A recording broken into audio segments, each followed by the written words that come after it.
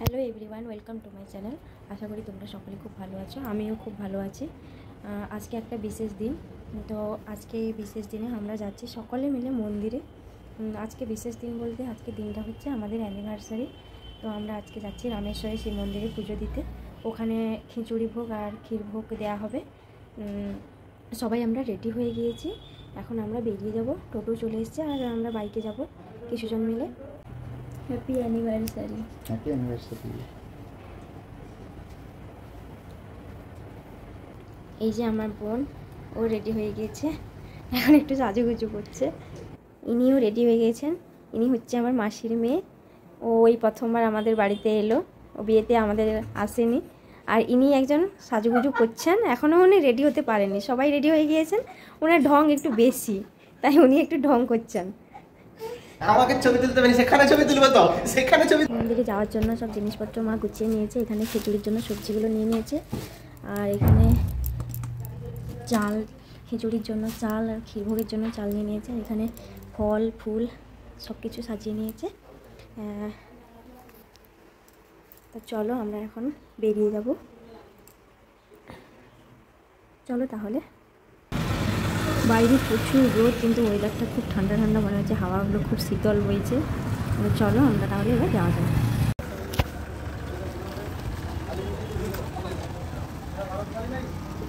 বোনেরা টোটোতে চলে গেল, এবার আমরা বাইকে যাব। আমরা বাইকে উঠে গেছি, আমাদের বাইক স্টার্ট হয়ে গেছে। এবার যাচ্ছি মন্দিরের দিকে, চলো যাওয়া যাক। আমরা মন্দিরের পাশাপাশি চলেই এসেছি, আর কিছুক্ষণ লাগবে। রাস্তার দিকে লোকজন চাষবাস করেছে, তিলের চাষ করেছে। আর এই যে হচ্ছে বাদামের গাছ, কাজু বাদামের গাছ, কিন্তু এতে ফল হয় না, না হলে অনেক বাদাম হতো। এই যে সব কাজু বাদামের বাগান। সামনেই সুবর্ণরেখা নদী রয়েছে, তো আমরা ওই নদী পেরিয়েই যাব। আর নদী পেরোলেই কিছুক্ষণের মধ্যে মন্দির পৌঁছে যাব। আর সুবর্ণরেখা নদীর পাশেই হচ্ছে রামেশ্বর মন্দির। কি হাওয়া দিচ্ছে, কত সুন্দর লাগছে, দারুণ লাগছে। জানি না নদীতে জল আছে কিনা। আর নদীর পাশেই কিন্তু বালি খাদানো রয়েছে, আর এখান থেকেই বালি আমাদের পূর্ব মেদিনীপুরের দিকেই যায় বালি। সুবর্ণরেখা নদীর বালিতেই বিখ্যাত বালি। যখন বর্ষাকাল থাকে তখন এই নদীটা পুরো ডুবে যায়। এই রাস্তাটা থাকে না, একদম জলে ভর্তি হয়ে যায়। এই যে নদীতে জল নেই, একদমই জল নেই। তবে এই নদীর জলটা খুব স্বচ্ছ, একদম স্বচ্ছ জল। এখান দিয়ে বালি যাচ্ছে চারদিকে। আর এই ডিঙ্গিগুলো রয়েছে, এই ডিঙ্গিগুলো দিয়ে মাছ ধরে লোকজন, গ্রামের লোকজন। আর এই রাস্তাটা গ্রামের লোকজনই তৈরি করেছে, তবে ওরা ট্যাক্স নেয়। আর ওই যে দূরে জঙ্গল দেখা যাচ্ছে, ওই জঙ্গলে নাকি হাতি থাকে, আর ওইখান দিয়ে হাতি বেরোয়। আর এইখানে প্রচুর হাতি বেরোয়। এক একটা দলে 60-70টা করে হাতি থাকে। জলটা একদম। আমরা মন্দিরে পুজো দেওয়া হয়ে গেলে তপবনের দিকে একটু যাবো, তপবনে ঘুরতে। যেহেতু ওরা এসছে বোনেরা, ওদেরকে একটু তপবনের দিকে ঘুরে নিয়ে আসবো। তপবনে বাল্মীকি মুনির আশ্রম আছে। জানি না এটা অ্যাকচুয়ালি বাল্মীকি মুনির আশ্রম কিনা, তবে সবাই বলে যে এটা তপবনরা। এখানেই নাকি সীতা ছিল, আর এখানেই লব কুশের জন্ম হয়েছিল। চলো তোমাদের সঙ্গে সবটাই শেয়ার করবো। আগে আমরা মন্দিরে পুজো দিই, তারপর রাস্তার ধারে আকন্দ ফুলের গাছ দেখতে পেলাম, তাই একটু আকন্দ ফুল তুলে নিলাম, যেহেতু মন্দিরে যাচ্ছি। আমরা মন্দিরে পৌঁছে গিয়েছি। এই যে সবাই টোটো দিয়ে নেমে গেছে।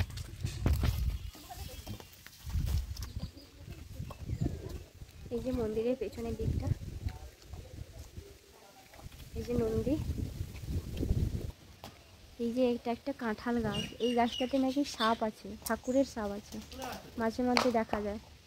কত কাঁঠাল হয়েছে এই গাছটাতে।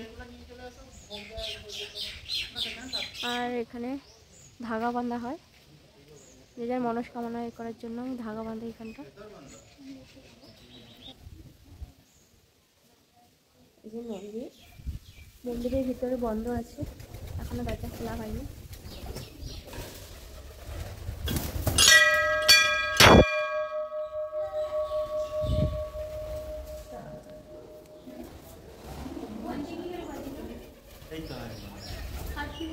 সবাই এসছে নন্দীকে তোলার জন্য, এখনো পুজো হয়নি, পরে তুলবে সবাই।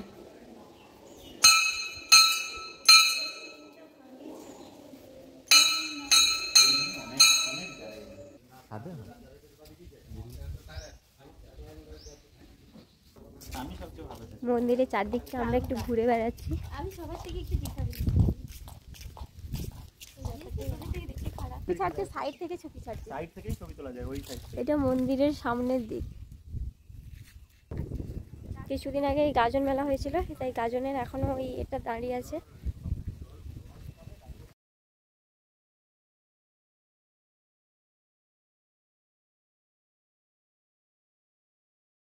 ঈশ্বরের এই শিব মন্দিরটি ঝাড়গ্রাম জেলার রোহিণী সংলগ্ন এলাকার সুবর্ণরেখা নদীর তীরে দেউলবাড় গ্রামের পাশেই অবস্থিত। কথিত আছে এই মন্দিরটি 300 থেকে 400 বছরেরও পুরনো। স্বয়ং রামচন্দ্র যখন সীতামায়ের সঙ্গে বাল্মীকি মুনির আশ্রমে দেখা করতে এসেছিলেন, অযোধ্যা ফিরে যাওয়ার পথে তিনি এই শিবলিঙ্গটি প্রতিষ্ঠা করেছিলেন। আর স্বয়ং তারই নির্দেশে স্বয়ং বিশ্বকর্মা এই মন্দিরটি এক রাতের মধ্যে নির্মাণ করেছিলেন। সেই থেকে এই মন্দিরটি রামেশ্বরের শিব মন্দির নামেই খ্যাত। অনেকটাই উঁচুতেই আছে, আর ওই নিচের দিকে দেখুন ওই ধান ক্ষেতগুলো দেখা যাচ্ছে। এটা মাঠ, ওই জমিগুলো থেকে অনেকটা উঁচুতেই আমরা রয়েছি। আর ওই পুকুরটা দেখা যাচ্ছে, ওটা মন্দিরের ওই পুকুর। এই অনেকগুলো সিঁড়ির ধাপ কেটে কেটে সিঁড়ি তৈরি করেছে, পাহাড়ের ধাপ কেটে কেটে। চলুন, এই সিঁড়িটাতে প্রায় 67টা মতো ধাপ রয়েছে। আর এইদিকে দেখুন, এইদিকে ছবি তোলার জন্য পোজ দিয়ে যাচ্ছে। এরা ঢং করছে, কিভাবে পোজ দেবে সেটাই বুঝে উঠতে পারছে না, ঢং করে যাচ্ছে। তাই আরে চল নিচের দিকে যাই। এই এখান দিয়ে ওই পুকুরটা পর্যন্ত দেখা যাচ্ছে, দেখুন কতটা উঁচুতে আছে।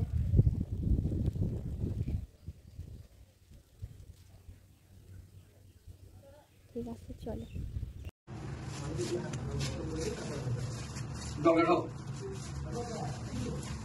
দেখতে পেলে ওই সাইড থেকে দেখেন, ওইখান থেকে দেখতে পেয়েছেন। পঞ্চমীদের জন্য রাখবেন ঘটিটাতে দিব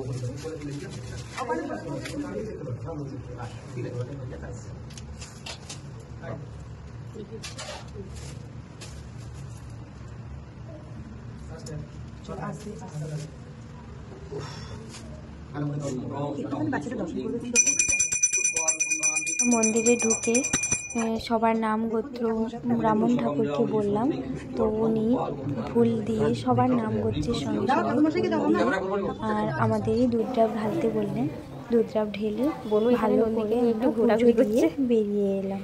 এখানে 3 বার নইলে 5 বার করতে হয়। ও 3 বার করলো, 5 বার করলো।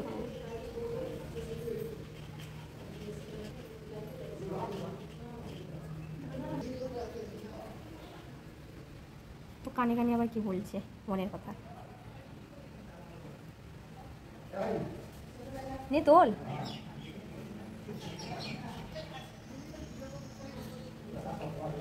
আস্তে, সাবধান।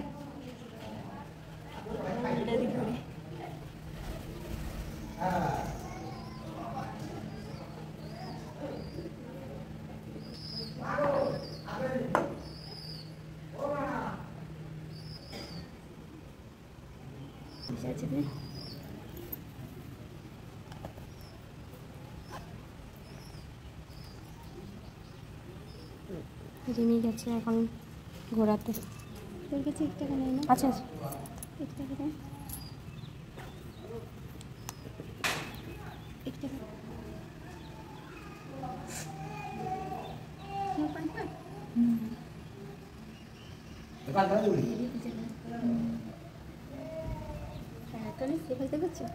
তাহলে আমাকে মনস্কামনা পূর্ণ হবে নি। হরে কৃষ্ণ।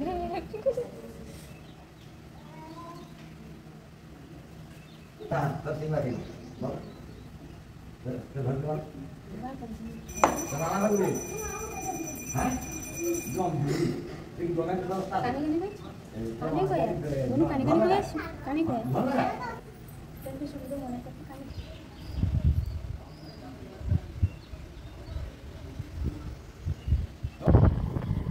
পুজো দিয়ে মন্দিরে এখন তপবনের দিকে যাচ্ছি। একটু চপ ঘুগনি মুড়ি খেয়ে নিয়েছি, খেয়ে আমরা এখন তপবনের দিকে যাচ্ছি। এই যে জঙ্গলের ভিতর দিয়েই রাস্তা, এখানে শুধু শাল গাছ, চারিদিকে শুধু জঙ্গল আর জঙ্গল। এই জঙ্গলের মধ্যেখানেই তপবন আছে, আর এখানে তপবনের মধ্যেখানে নাকি হরিণও দেখা যায় আর হাতিও নাকি বেরিয়েছে, কিন্তু আমরা ওই জঙ্গলের ভিতরে যাব না, কারণ রিস্ক আছে। আমি সুর দেখবো হাতি। এই বড় বড় শাল গাছ এখানে, প্রচুর শালবাগান, প্রচুর শালবাগান। আমরা তিনজন একটা বাইকে যাচ্ছি, আর পিছনে তিনজন আসছে বাইকে।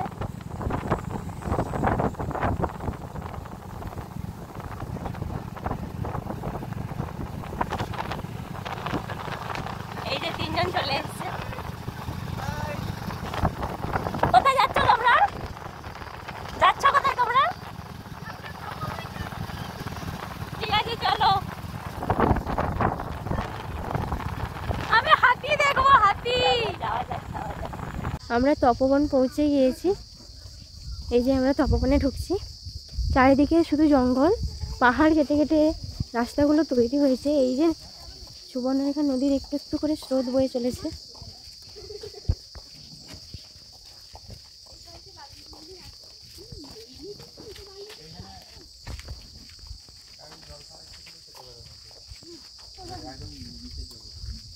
চারদিকে শুধু শাল গাছের জঙ্গল। বাল্মীকি মুনির আশীর্বাদের জল আইছে, বেশি খাইতে পারে, দেখতে পারে। এটাই বাল্মীকি মুনির আশ্রম। এই যে উইড ঢিপি দেখা যাচ্ছে। কথিত আছে যে বাল্মীকি রাম রাম করতে করতেই, মরা মরা করতে করতেই রাম নাম উচ্চারণ করেছে, আর উইড ঢিপিতে পরিণত হয়ে গিয়েছিল। আর সেখান থেকেই উনি এই আশ্রম তৈরি করেছিলেন, আর এই আশ্রমেই সীতামা ছিলেন লবকুশকে নিয়ে। আর ওই জঙ্গলের ওপারেই নাকি হরিণ দেখা যায়, কিন্তু ওখানে যাওয়া সম্ভব নয়, ওটা অনেকটাই উঁচুতে পাহাড়ে। পুরো শালগাছের জঙ্গল। বাল্মীকি মুনির আশ্রম আর সীতামায়ের মন্দির। এখানে বাবা ভোলেনাথের মন্দির লিঙ্গ রয়েছে। আর এখানে লবকুশের নাকি জন্মস্থান বলে, বাল্মীকি মুনির যজ্ঞকুণ্ড, এখান থেকেই নাকি লবকুশের জন্ম হয়েছে কথিত আছে। আর এটা হচ্ছে বাল্মীকি মুনির সমাধিস্থল।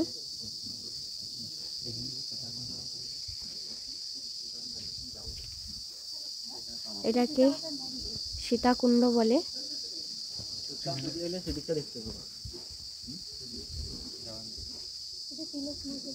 সীতামায়ের মন্দির।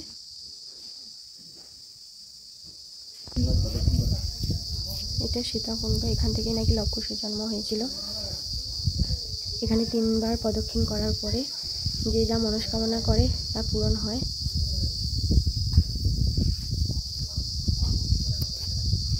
এইখানের আগুন কোনোদিন নাকি নেভে না, সব দিন জ্বলতে থাকে।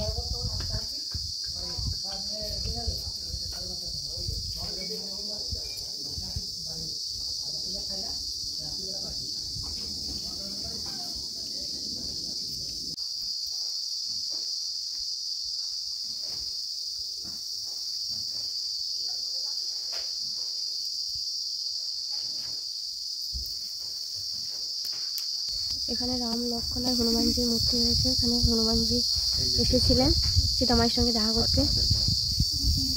আর এই হচ্ছে অশ্বমেধের ঘোড়া, যাকে আটকে রেখেছিল লবকুশ, তবে সীতামায়ের সম্মান ফিরিয়ে দেওয়ার জন্য। এই সুবর্ণরেখা নদীর জল ছুঁয়ে ছুঁয়ে যাচ্ছে। একটু করে নালা রয়েছে, আর ওই নালার মধ্যে দিয়ে একটু একটু করে জল ছুঁয়ে যাচ্ছে। কোথা দিয়ে এই নালাটা শুরু বা কোথায় শেষ হয়েছে সেটাও জানি না।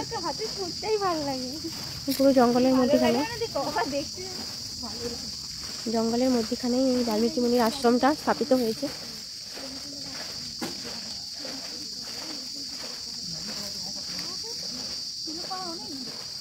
আর ওই দূরে একটা তিলকমাটির পাহাড় রয়েছে, যেটা অনেকটা যেতে হবে, কিন্তু ওই দিকে যাওয়া যাবে না, এখন নাকি হাতি চলে এসছে, তাই আমরা ভয়ে আর ওই দিকে যাচ্ছি না। ঠিক আছে, চলো তাহলে আবার। ভুবন থেকে ঘুরে এসে দেখি আমাদের ভোগ রান্না হয়ে গিয়েছে। তো আজকের ব্লগটা এখানেই শেষ করছি। আপনারা আশীর্বাদ করুন যাতে আমরা সারাটা জীবন একসঙ্গে কাটাতে পারি আর প্রতি বছর মন্দিরে পুজো দিয়ে আমাদের দিনটা শুরু করতে পারি। চলো, বাই, টাটা। এটা কেমন লাগলো অবশ্যই কমেন্ট করে জানিও, আর কে কোথা থেকে ভিডিওটা দেখছো আমাকে অবশ্যই জানিও। ভালো লাগলে একটা লাইক, শেয়ার আর সাবস্ক্রাইব করো প্লিজ।